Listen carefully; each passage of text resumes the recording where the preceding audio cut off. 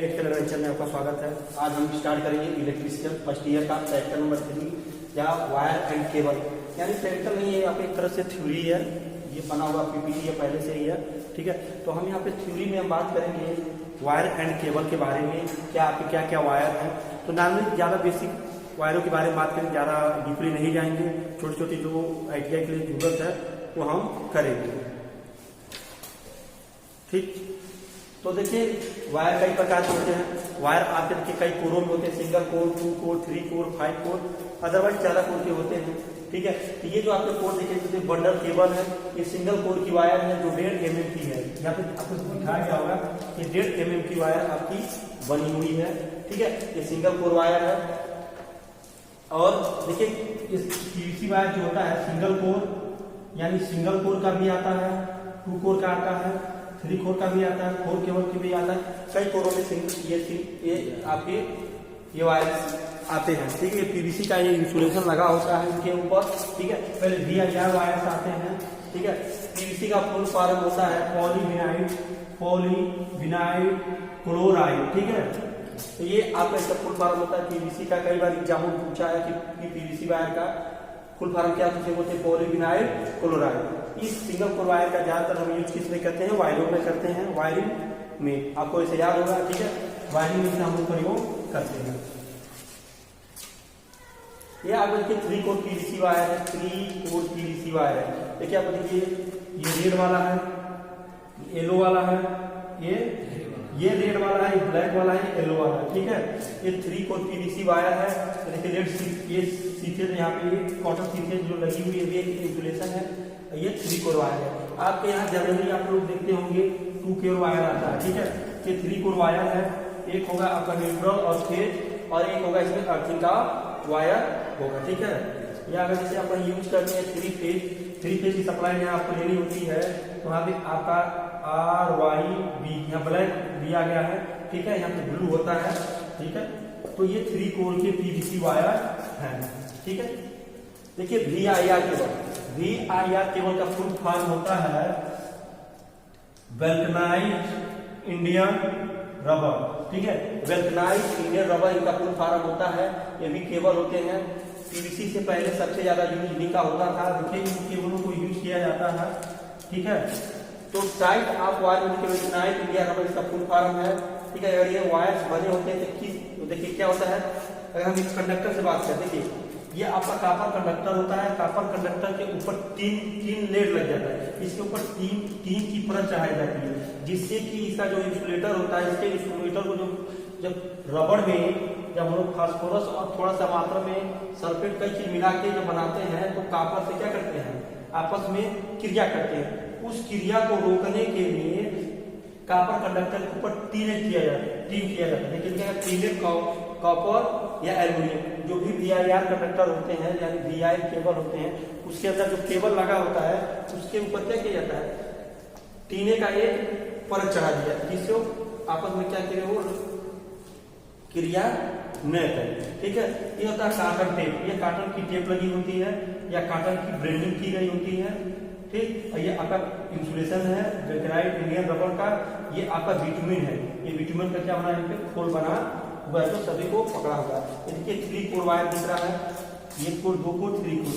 ये 3 कोर ये भी वायर है, ठीक है। सिंगल कोर में आता है, 3 कोर में आता है, कई कोरों में ये वायर आते हैं,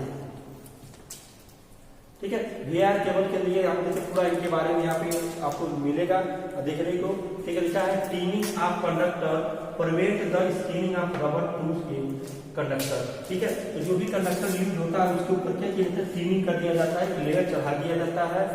thicken A VI wire mainly causing the टीनेट conductor having rubber coating, मतलब रबर कोटिंग से पहले इसको क्या किया जाता है, ये टीने का पर चढ़ा दिया जाता है, ठीक है।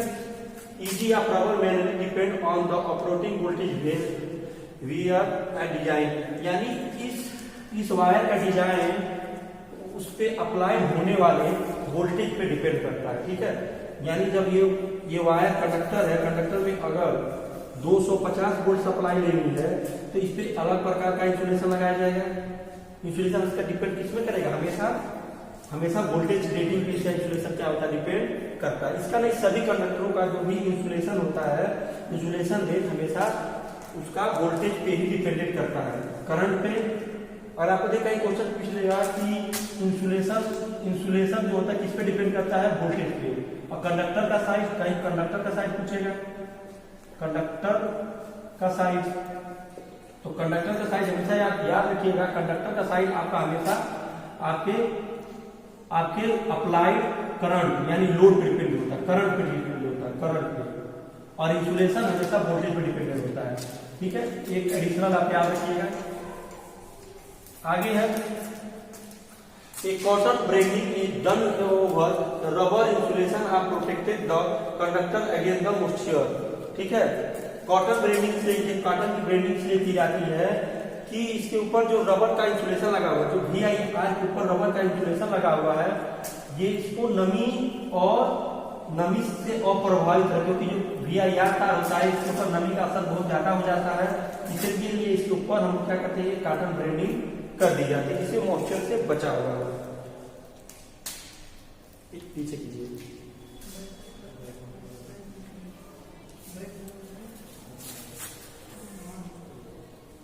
ठीक है। CTS केबल,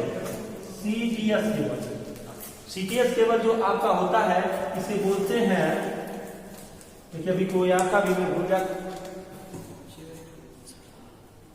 टॉप नहीं होता है।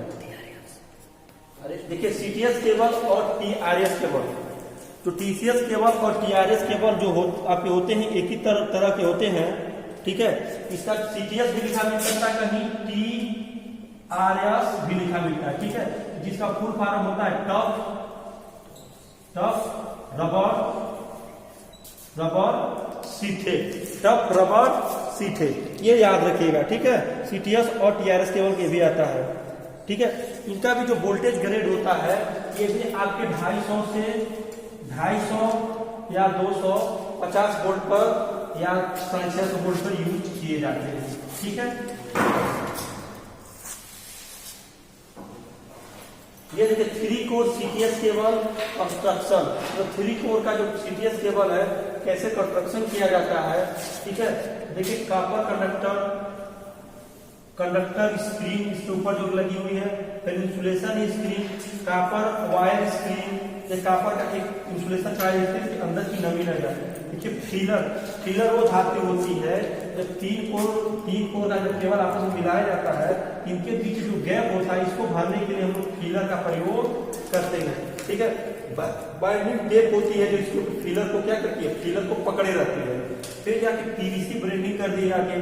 गैल्वेनाइज्ड स्टील आर्मरिंग, ये गैल्वेनाइज्ड स्टील आर्मरिंग जो होती है, ये गैल्वेनाइज्ड आयरन की पत्तियां होती है पतली, उनको क्या किया जाता है, इसके ऊपर रख दिया जाता है, जिससे कि केबल के ऊपर अगर कोई लोड पड़ता है, मैकेनिकल स्ट्रेंथ क्या करती है, ये केबल की बढ़ाती है, जो गैल्वेनाइज्ड आयरन का प्रयोग करते हैं, ठीक है। इसका यूज दिया गया है 6.35 से ग्रेड के तक 3 कोर केबल हम लोग यूज कर सकते हैं, ठीक है।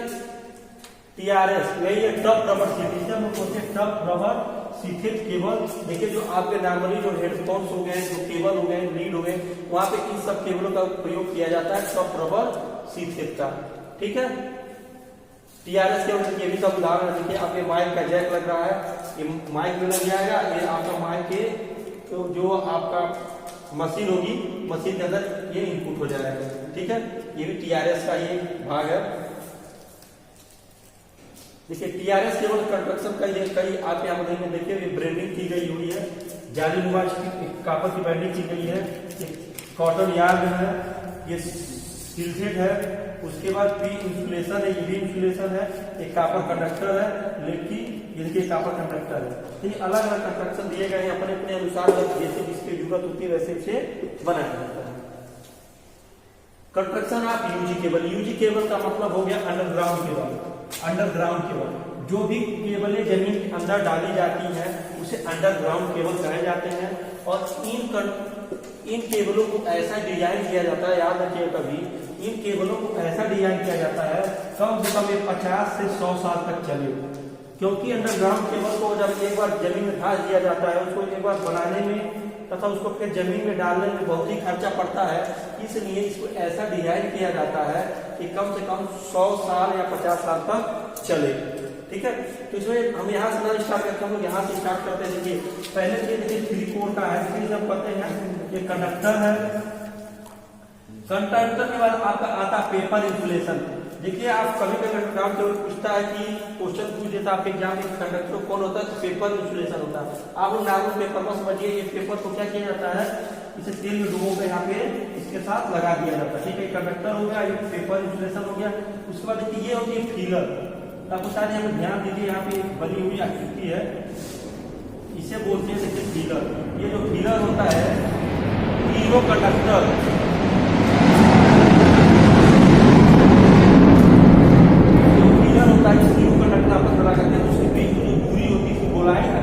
पाता है, तो इसके लिए फीलर को भर दिया जाता है कि आसानी से इसके ऊपर एक लेड शीट इसके ऊपर चढ़ा दिया जाता है।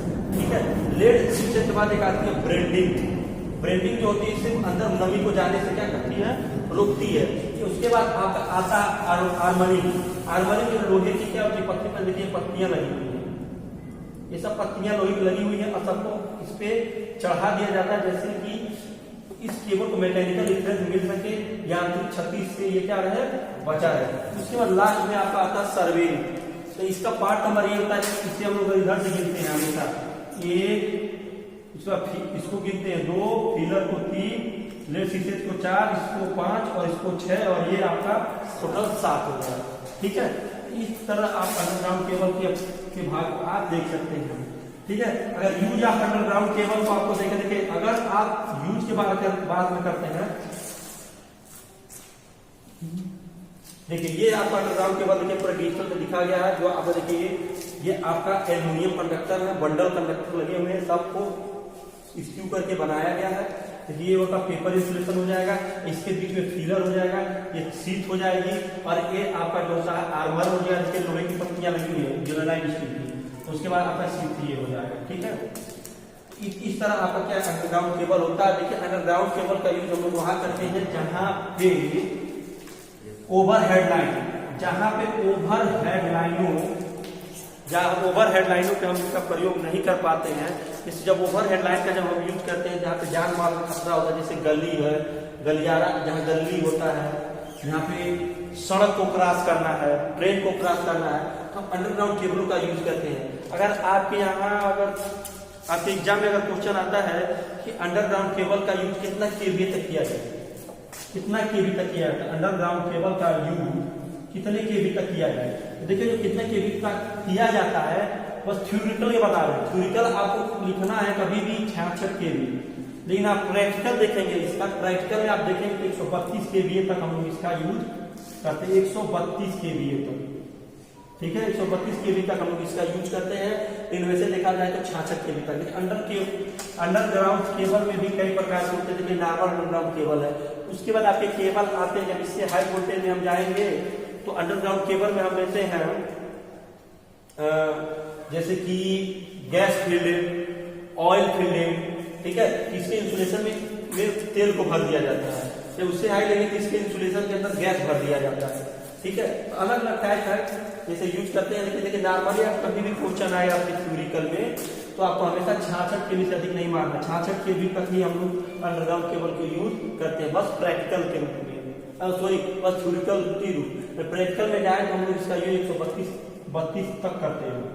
ठीक है, याद रखिएगा। देखिए internal part of unit cable जो आपको पीछे बताया गया तो वही चीज यहाँ पे सेम है। देखिए यहाँ पे ST cable, high tension cable है मेगा बोर्ड में। देखिए पहला इसे कंडक्टर दिया है, कंडक्टर स्क्रीनिंग ये दिया है। ठीक है, सेमीकंडक्टर, फिर इंसुलेशन पीवीसी सील लगाया गया है, ओवरलैप किया। देखिए हमेशा अलग अलग लगा रहता है। इंसुलेशन स्क्रीन सेमीकंडक्टर और इसको किया हुआ है, फिर कंडक्टिव टाइप टेप है, ये टेप मारा गया है। फिर वाटर शीशे टेप लगाया, मतलब वाटर को रूप के अंदर न जाने दे।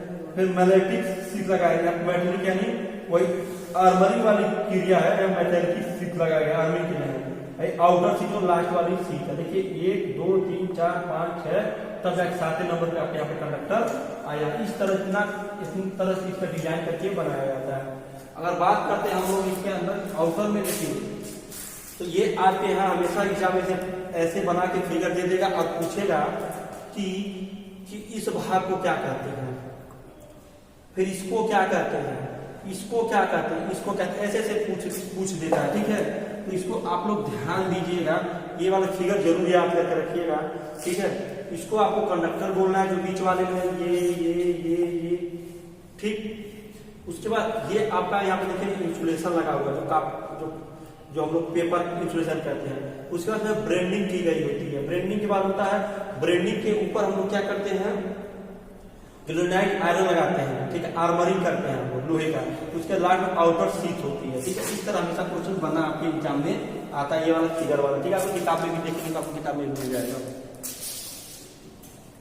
ठीक है, थैंक यू। बताइए आज केबल के बारे में जानेंगे, फिर हम आगे के वीडियो में बात करेंगे। ठीक है, कुछ केबल्स और जो भी हो। ठीक है, आज के इंसान मिलते हैं नेक्स्ट वीडियो में।